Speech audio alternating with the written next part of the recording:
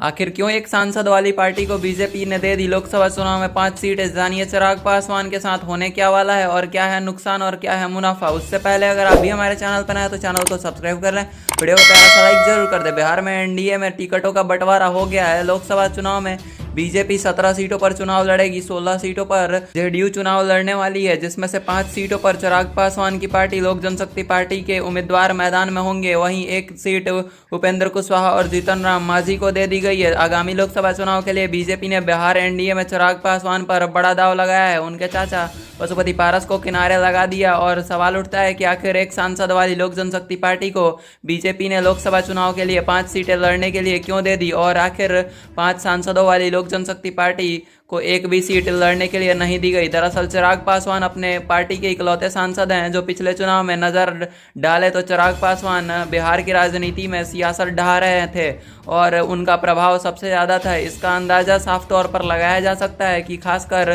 2020 के चुनाव में नजर आने वाले चिराग पासवान 2024 में कहीं ज़्यादा उभरे हुए हैं। चिराग पासवान के पार्टी भले ही चुनाव लड़ने के लिए तैयार ना हो, लेकिन सिर्फ एक सीट पर जीत हासिल करनी थी, मगर उन्होंने जिस तरीके से नीतीश कुमार की पार्टी के खिलाफ उम्मीदवार खड़े किए थे उसके कारण जनता ने जनता दल यूनाइटेड को तीसरे नंबर की पार्टी बना दी। और पार्टी बनाने के वक्त एक बिहार में पहले से ही पार्टी बनी हुई थी जो कि नीतीश कुमार की पार्टी थी। 2020 में चिराग ने अपना प्रभाव तो दिखाया था, लेकिन इस बार उनकी राजनीति में जो प्रभाव है वह आंकड़ों के मुताबिक बहुत ज़्यादा है। आंकड़ों पर नज़र डाले तो 2020 से ज़्यादा बिहार में विधानसभा चुनाव में कम से कम 120 सीटें ऐसी थी जहां पर वोट कटवा कर पार्टी उम्मीदवारों ने दूसरे स्थान पर आने की कोशिश की थी, लेकिन उनका नुकसान हुआ था। इस बार चुनाव में लोक जनशक्ति पार्टी 134 सीटों पर उम्मीदवार खड़े की है, जिसमें दिलचस्प बात यह है कि 120 सीटों में 54 सीटों पर चिराग पासवान की लोक जनशक्ति पार्टी ने दूसरे स्थान आने के कारण उम्मीदवारों की संख्या सबसे ज़्यादा पहुंचा दी है। बाजी इस बार पलट देंगे एलजेपीआर के उम्मीदवार।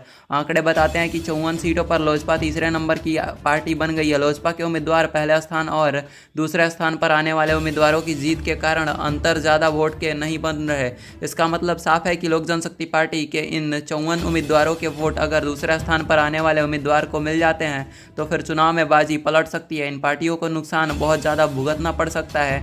आंकड़े बताते हैं कि विधानसभा चुनाव में 25 सीट ऐसे हैं जहां पर जनता दल यूनाइटेड दूसरे नंबर की पार्टी बन चुकी है। आंकड़े बताते हैं कि इस बार 25 सीटें ऐसी थी जहां पर जनता दल यूनाइटेड दूसरे नंबर पर आई थी, और इस बार तो 12 तरीके ऐसे वोट के हैं जिन पर चिराग पासवान ने अपने नुकसान पहुंचा रखे हैं, और 12 सीटों से 10 सीटों पर कांग्रेस भी अड़ी हुई है। 2020 बिहार विधानसभा चुनाव में अगर एनडीए और महागठबंधन के बीच जीत और हर अंतर पर नजर डालें तो स्पष्ट होता है कि चिराग पासवान अगर इन चुनाव में गेम चेंजर साबित होते हैं तो उनकी वजह से एक तरफा वोट पड़ेगा। नीतीश कुमार की पार्टी तीसरे नंबर पर आ गई है, वहीं दूसरी तरफ तेजस्वी यादव सरकार नहीं बना पाए इस बार, तो इसके लिए बहुत ही दुख है। मिलते हैं किसी और न्यूज़ के साथ इंटरेस्टिंग टॉपिक पे, तब तक के लिए जय हिंद जय भारत।